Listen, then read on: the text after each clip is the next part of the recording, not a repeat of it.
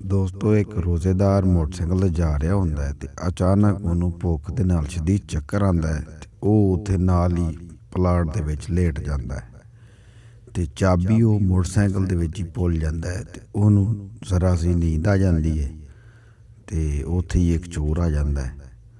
ਚੋਰ ਦੇਖਦਾ ਹੈ ਕਿ ਮੋਟਰਸਾਈਕਲ ਦੇ ਵਿੱਚ ਚਾਬੀ ਵੀ ਲੱਗੀ ਹੋਈ ਹੈ ਅਤੇ ਜਵਾਨ ਸੁੱਤਾ ਪਿਆ ਹੈ। ਉਹ ਉਹਦੀ ਮੋਟਰਸਾਈਕਲ ਉੱਥੋਂ ਲੈ ਕੇ ਤੇ ਰਫੂ ਚੱਕਰ ਹੋ ਜਾਂਦਾ ਹੈ। ਜਦੋਂ ਮੋਟਰਸਾਈਕਲ ਲੈ ਕੇ ਨਿਕਲ ਜਾਂਦਾ ਹੈ ਤੇ ਇਹਦੀ ਅੱਖ ਖੁੱਲ੍ਹਦੀ ਹੈ ਰੋਜ਼ੇਦਾਰ ਦੀ। ਇਹ ਵੇਖਦਾ ਹੈ, ਉੱਠਦਾ ਹੈ, ਇੱਧਰ ਉੱਧਰ ਦੇਖਦਾ ਹੈ ਅਤੇ ਜਦੋਂ ਇਹਦੀ ਨਜ਼ਰ ਪੈਂਦੀ ਹੈ ਮੋਟਰਸਾਈਕਲ 'ਤੇ ਕਿ ਮੋਟਰਸਾਈਕਲ ਨਹੀਂ ਹੁੰਦੀ ਅਤੇ ਇਹ ਬੜਾ ਪਰੇਸ਼ਾਨ ਹੁੰਦਾ ਹੈ।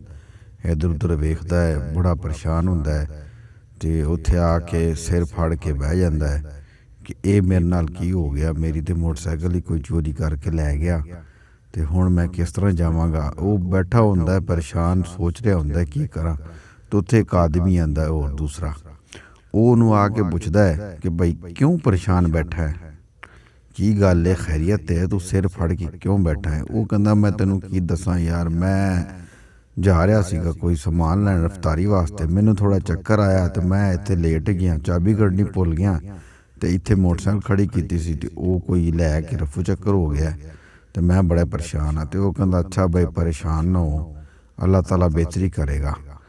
ਅਤੇ ਕੁਛ ਦਿਨ ਗੁਜ਼ਰਦੇ ਨੇ, 2-4 ਦਿਨ ਗੁਜ਼ਰਦੇ ਨੇ ਅਤੇ ਉਹੀ ਬੰਦਾ ਜਿਹਦੀ ਮੋਟਰਸਾਈਕਲ ਚੋਰੀ ਹੁੰਦੀ ਉਹ ਕਬਰਸਤਾਨ ਬੈਠਾ ਹੁੰਦਾ ਅਤੇ ਚੋਰ ਦਾ ਉੱਥੋਂ ਗੁਜ਼ਰ ਹੁੰਦਾ ਹੈ। ਚੋਰ ਪੁੱਛਦਾ ਖੈਰ ਹੈ ਭਾਈ, ਇੱਥੇ ਤੂੰ ਕਬਰਸਤਾਨ 'ਚ ਬੈਠਾ ਹੈ।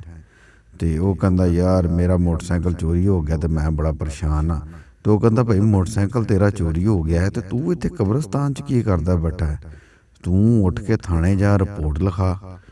ਅਤੇ ਉਹ ਕਹਿੰਦਾ ਮੈਂ ਥਾਣੇ ਜਾ ਕੇ ਕੀ ਕਰਾਂਗਾ, ਆਖਰ ਚੋਰ ਨੇ ਆਖਰ ਇੱਕ ਦਿਨ ਅਖੀਰ ਆਉਣਾ ਤਾਂ ਇਸੇ ਜਗ੍ਹਾ 'ਤੇ ਹੀ ਨਾ।